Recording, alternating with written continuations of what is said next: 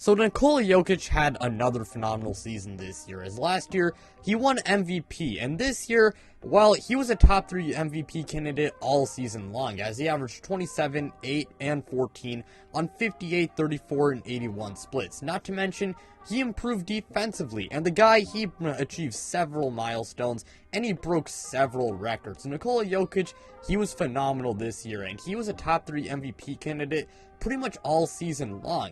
And today, it was announced that he would be taking home MVP yet again, making him a back-to-back MVP. However, there has been a lot of Nikola Jokic slander, and a lot of people have been, trying to degrade him and just, discredit him.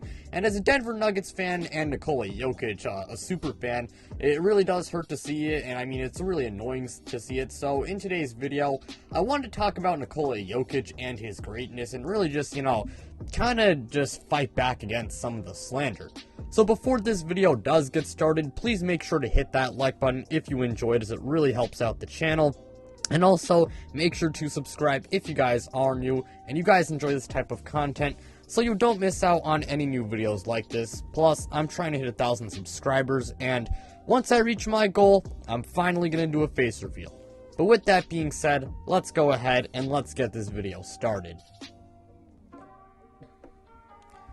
Now, the first argument or narrative, I guess you could say, that people like to use when they try and discredit Nikola Jokic is the fact that, well, he leads the league in a whole lot of advanced stats. Now, a lot of people, well, they have this because he leads the league in so many advanced stats, a lot of people, they kind of come up with this argument or narrative or idea that, his argument as the best player in the NBA, or, his argument as MVP, it's entirely predicated on advanced stats, but that's really not the case. Yes, he does lead the league in a whole lot of advanced stats, and a lot of people, they do like to, degrade advanced stats, and advanced stats are, their reputation around the NBA world, it's definitely pretty mixed. There's a lot of people out there who like to use them, and there's a lot of people out there who have no regard for them and think they're dumb and useless, and will be the type of people to say, oh, just watch games, these advanced stats, they're dumb and all, stats don't matter. I think you guys get the idea. Now, Nikola Jokic, I know he leads the whole league in a whole lot of advanced stats, but that does not mean, his argument is entirely based on advanced stats. Looking just at basic box score numbers or watching games, you can tell Nikola Jokic is arguably the best player in the entire NBA. You can still use film and basic box score numbers. And I'll admit, are these, advanced stats flawed? Yeah, they definitely are kind of flawed, but that being said, I don't think they are completely useless. They do have some value to them, and again, even though these advanced stats are flawed, they aren't completely useless, and even when you watch tape and just look at basic box score numbers, like points and assists and rebounds, I think you guys know the idea. He's still absolutely phenomenal, and you can still make that case that he's the MVP and that he is the best player in the entire NBA.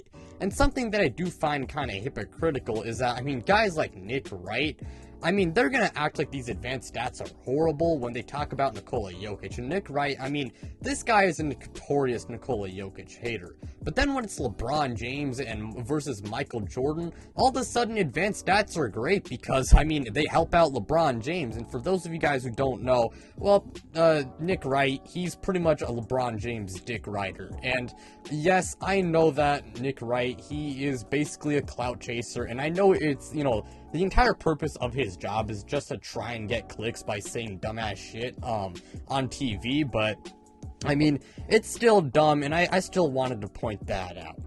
But after the advanced stats thing, the main thing I want to talk about, well, it has to do with the fact that he was a first round exit, and this one definitely annoys me the most. I'll admit, the advanced stats one, that annoys me a lot, but this one, it definitely annoys me the most. Obviously, Nikola Jokic, even though he won the MVP this year, he did lose in the first round of the NBA playoffs, and a lot of people, they're going to try and use that to tear down his MVP case. However, first off, I want to say, MVP, it is a regular season award, so trying to use this argument that he lost in the first round, so because of that he shouldn't win MVP, it's pretty dumb. Not to mention, Nikola Jokic in the regular season, he was missing his two best players the entire year, pretty much the entire year, in Jamal Murray and Michael Porter Jr.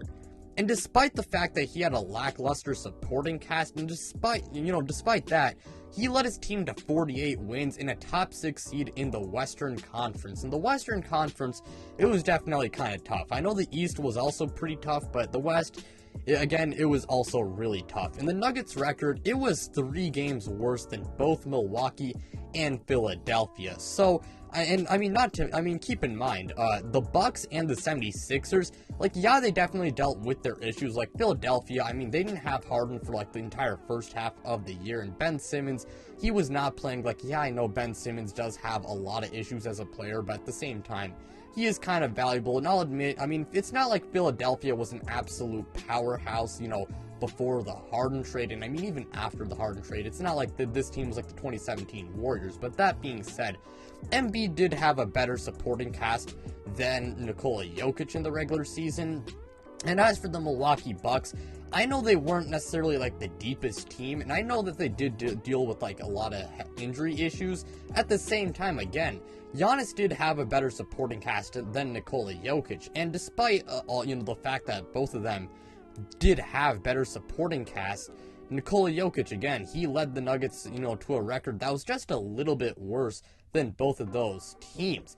And not to mention, Nikola Jokic, to put in perspective his carry job this year, he led his team, the Nuggets, in points per game, assists per game, rebounds per game, steals per game, and blocks per game. And going back to his lackluster supporting cast, his second leading scorer was Aaron Gordon, who was 91st in points per game. The guy was, let me just say, he was really carrying us all season long, to say the least, And honestly, that's kind of an understatement. The guy, man, did he really carry us. Now, as for the Warriors series, I understand that he lost in 5, and I understand he lost in the first round. But I think he did play pretty well in that series, and he did pretty much every single thing he could, to make sure, he did pretty much everything he could to make sure that we could win that series. And yeah, we didn't win the series, but again, he played well, and he did every single thing he could. Now, that being said, while most of the blame I don't think should go on him, he's not totally blameless, because again, he is the star player of the team, and because of that, he has to shoulder some responsibility. And I'll admit, defensively, he was not very good in that series. So because of that, there's no denying that he does need to take some responsibility for the fact that we did lose that series, However, that being said, I don't think he deserves a majority of the blame. And the main reason we lost that series, I hate to sound repetitive, but the main reason we lost is because, Jamal Murray and Michael Porter Jr. were out, and because of that, we pretty much had no shot. That's why I wasn't really disappointed as a Denver fan that we lost in the first round. Yeah, it did kind of suck, but at the same time, I expected it. And if Jamal Murray and Michael Porter Jr. were healthy pretty much the entire year, I don't think we would have even been in that position to face the Golden State Warriors in the first round. And again, Nikola Jokic, he did basically everything he could so that we could win that series, as he put up 31, 6, and 13 in that series on 57.5% shooting.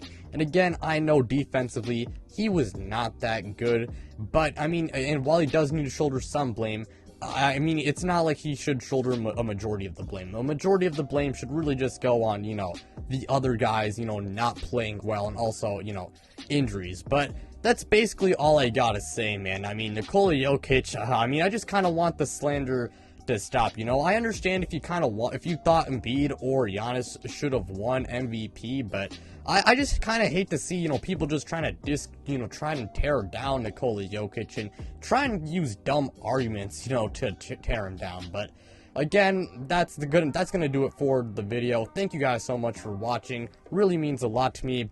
Like, subscribe, do all of that stuff, and also make sure to go ahead and check out my social media. Links to it, they are in the description below. But without further ado, I'm out, you guys.